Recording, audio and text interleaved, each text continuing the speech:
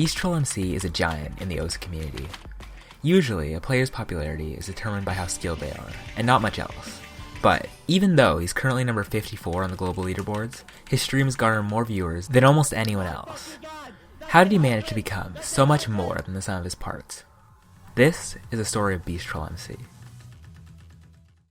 For most players, what they did before OSU is pretty irrelevant in how they got where they did. But in Beast's case, it's a vital part of his journey, which started with Minecraft. Beast played and made videos for the server MCPvP, which is an absurdly competitive Minecraft PvP server. Its insane competitiveness led to most of the best players spending an absurd amount of time practicing and competing, much like what's required to be good at OSU. And so, although they may seem completely disconnected from each other, there was a decent amount of overlap between the two communities. And this is where one player you might have already heard of comes in. Gaze McGee. He was one of the best players on the server, and Beast was a big fan of him, which meant that when Gaze started getting into OSU in late 2013, he also tried the game.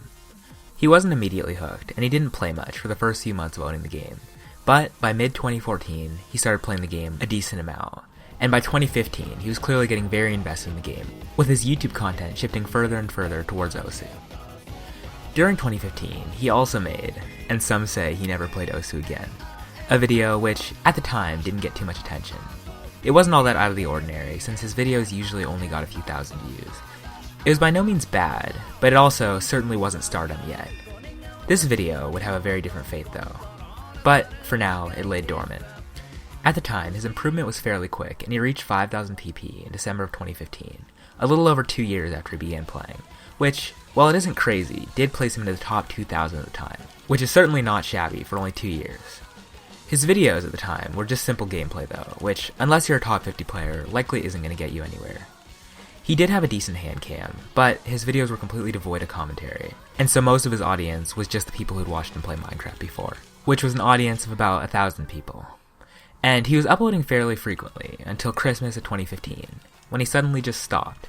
His hiatus went on for 3 months, which is one of the longest breaks he'd taken since starting YouTube, which at first might seem like a bad thing for his channel. But it brought about the change that was probably the most vital in his success: live streaming. The reason for his hiatus was that his previous computer broke down when he tried to upgrade it to Windows 10. This meant that he needed to get a new computer, and with the help of a graphics card that his friend gave him, he was able to build a new computer that also had the ability to stream without game-breaking lag. And so, he began to live stream in March of 2016, which seemed to work out really well for him. His livestream highlights also started to get lots of views on YouTube, reaching 10,000 views fairly consistently. And some, like his Click the Squares video, would even end up reaching over 100,000 views. Throughout this time, he was also improving very quickly with his first 400 PP, a number 1 score, and making it into the top 1,000, all happening in mid-2016. Mid-2016 was also a time that a big shift in his content took place. He began to use more non-gameplay related moments in his stream highlights. This helped with 2 things. First, it made his live stream highlights generally more engaging, but, more importantly, it made his highlights a much better endorsement of his stream. Holy fuck. You can see this on his Twitch, where he goes from gaining 50 followers a month to over 100. But this was just the beginning, because as 2016 neared a close, his channel picked up more and more traction, with almost all of his videos from this time having over 10,000 views. All of these videos were live stream highlights, which caused a snowball effect, where the more his YouTube channel grew, the more his Twitch channel grew. And by December, he had 500 followers in a single month. By this time, he'd also grown a huge amount as a player, making it almost into the top 500 and choking a 500 PP play multiple times.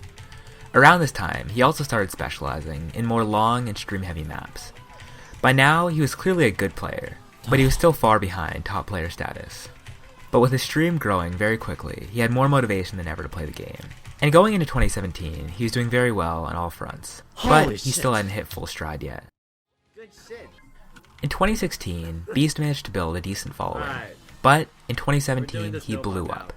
He began to post more and more stream highlights, with even more personality, some of which weren't even gameplay related, like his www video, which got an insane amount of views.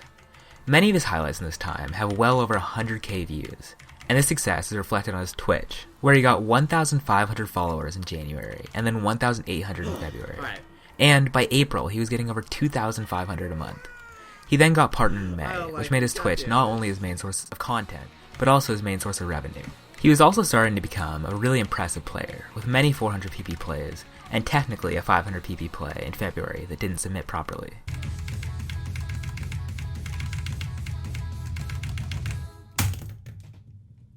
Oh my fucking god. It crashed. It fucking crashed. You're kidding me. Oh my god. I swear to god. It seemed like, since he had already set a 500 PP, it wouldn't take that long to do it again. But that wasn't the case. He made a lot of impressive scores, but for some reason, 500 PP on a ranked map was just out of reach. He even set a 500 on the soon-to-be-loved Ange du blanc pur. But finally, on June 26 of 2017, he did it.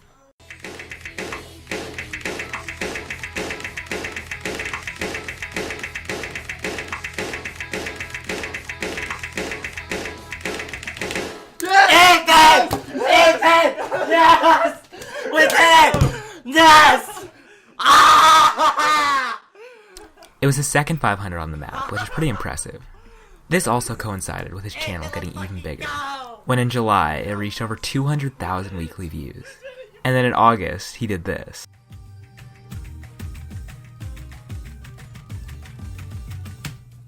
Hell yeah! Which is still his most viewed Twitch clip.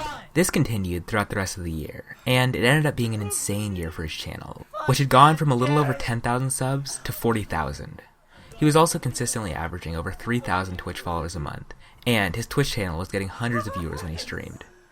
He was already beginning to become one of the most famous people in the OSU community in 2017, but this was still just setting the stage for what would happen the next year. 2017 was really what started the growth of his channel, but in 2018 he became a behemoth, with multiple videos in the time now having over 500,000 views. He was also able to become a full-time OSU streamer on Twitch, making him the first person, besides Peppy, to make the game into a full-time job.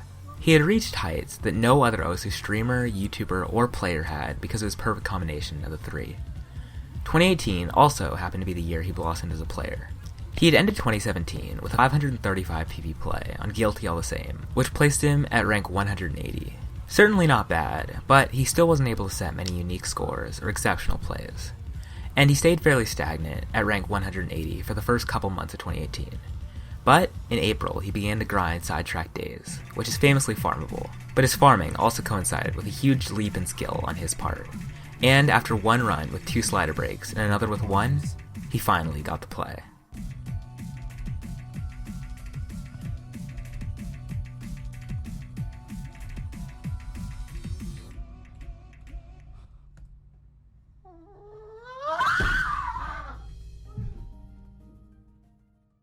The play was 700 PP, and it landed him into the top 100, and it cemented him as a top player as well.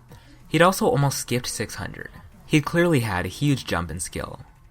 It could have been a switch to stream maps, like Sidetrack Days, instead of jump-oriented maps, like Guilty All the Same that did it. Or it could have just been because he was playing more. Either way, he had certainly become able to do insanely hard maps that would have been out of reach just a few months prior. So, what's the next logical step to take after farming Sidetrack Days in 2018? Honesty. Honesty was ranked in June of 2018, only a month after his play on Sidetrack Days, and after seeing players like Idkey FC the map for absurd amounts of PP, it had to be on every stream player's mind to try and FC it.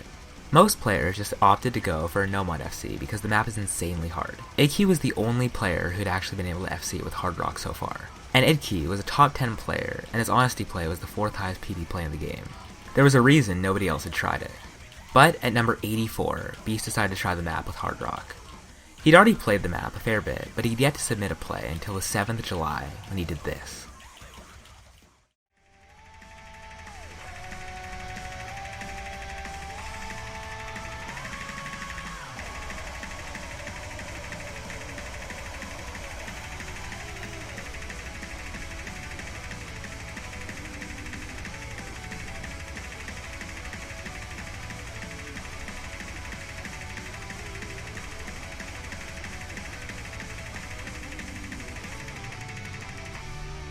Oh my fucking god! That's 800! That's 800!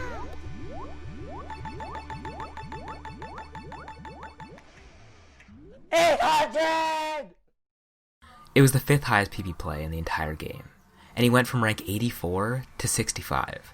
Needless to say, he was no longer the guy who spun like this, and most people would even consider him a top player. The map was FC'd with Hard Rock many times after Beast, and it was really farmable, but for a brief period, he almost had a unique score. And because of a few notable scores, like his choke on Road of Resistance in August of 2018, he made it into the top 50. He was in a position that anyone who'd seen his plays in 2016 and even 2017 would have thought impossible. He had become one of the best Hard Rock players in the world, and going into 2019, he was riding high, with his Twitch channel reaching over 1,000 viewers consistently. But, pretty shortly after, both of his channels went through one of their lowest periods in almost a year. And to add to that, in an exceptionally cruel turn of events, Hard Rock was nerfed a lot. This was mainly meant to nerf Idkey, who was destroying the DTPP record at the time. But this also destroyed everyone else who was playing Hard Rock, like Beast, who dropped from rank 37 to rank 54, which took him out of the top 50 for the first time in over 4 months. But, like most Hard Rock players after the nerf, he decided he wouldn't go down without a fight. First, he got a fairly expected score on Songs Comp, which, while it is difficult, it's also one of the easiest stream farm maps, and one of the most farmed as well. Nevertheless, he did get his new top play on the map, which is 785 PP, and it pushed him into the top 50 again. While this was great, he was still almost 20 ranks behind where he was before. Most people would have been satisfied with the top 50, but it seems like he wanted something more. And so, he began going for an insane score. A Raise My Sword Hard Rock FC. The map, which was designed to be the first 1000 PP play with Hard Rock, and a score which, unlike Honesty, Idkey, Varvalian, and Umbre had given up on. If he could do it, it would not only be his new top play, but also a unique score, which would be the end of a saga. Almost every single player who played Hard Rock streams had tried the map and failed, and so it wasn't going to come easy. He already had a choke on the map that was worth 692 PP post-rework, but it seemed like it would take a lot more attempts to get the run he needed. Especially since most Hard Rock stream maps take more tries than their DT contemporaries. But that wasn't what happened at all.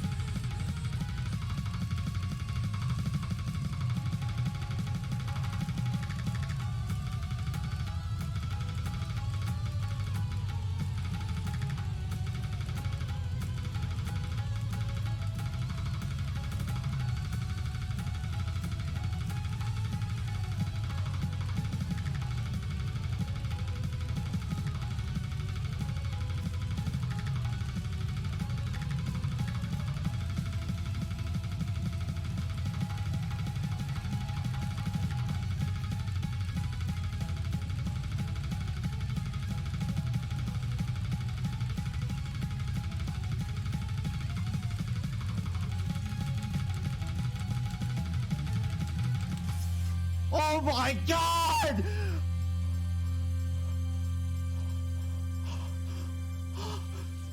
He became the first person to FC the map with Hard Rock after only 53 attempts.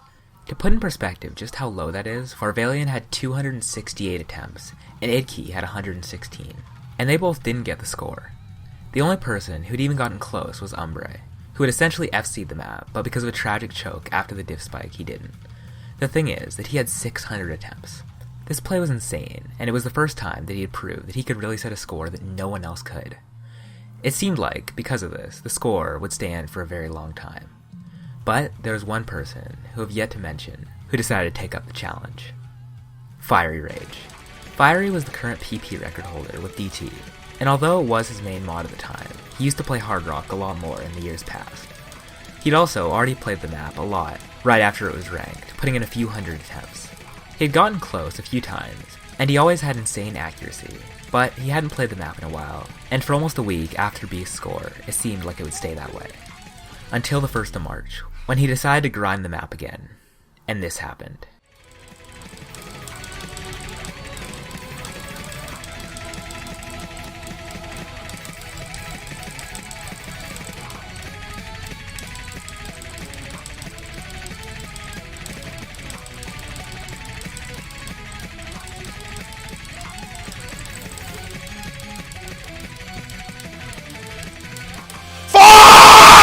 It was an insane play on Fiery's part, But it was also tragic that Beast's first really insane play was sniped only a week later. It also started a meme about Beast not being able to set a unique score, and funnily enough, it was probably his play on the map that spurred Fiery to play it again. This may not seem good for him, but the hype that both his and Fiery's plays generated caused a huge surge in channel views, and his 5th most viewed video. He had also uploaded his Osu Battle Royale video, which blew up. These things made for 2 months where he got over 1 million views a month, and his Twitch channel began to get over 1,500 viewers frequently, and occasionally he would even surpass 2,000. Managing to reach new heights even after the insanity of 2017 and 18. With all of this, he was able to break 100,000 subs in April of 2019, quickly followed by 100,000 followers on Twitch, which made him the first Osu channel to do so. His success was unprecedented, and he was not only the pioneer of personality-driven Osu content, but also one of the first people to ever make a living off playing a rhythm game in general. He continued his success throughout the rest of 2019, and so far it seems like 2020 could be an even bigger year for him. Play-wise, he hasn't set any insanely high PP plays, but instead he's mainly focused on tournament play, and more recently, DT. He was also able to set an insane unique score on the 220 BPM Prelude to Brevement, which has now stood at number 1 for months. This score, along with multiple other number 1s in the past few months, shows a huge growth in skills, even if they aren't the ones raising his rank. His tournament practice, along with the US losing a couple of their best players, might also give him a chance to play in OWC. It's pretty crazy to see how Beasttrollmc was able to go from a fairly standard Minecraft channel to a 5-digit Osu live play channel to the biggest name in the entire Osu community and a top player. And it was all because he didn't stay stagnant. When he was getting a few hundred views on a live play, he didn't keep doing that. Instead, he began to stream. He made more content, and he made it more personality driven, and he grew as a player. His constant adaptation was also the reason that he was able to one-up himself every year. And as other Osu YouTubers come and go, he continues to make better content that leads even more people to him. Improvising, adapting, and overcoming, even when it might seem risky. And I think that's pretty exceptional.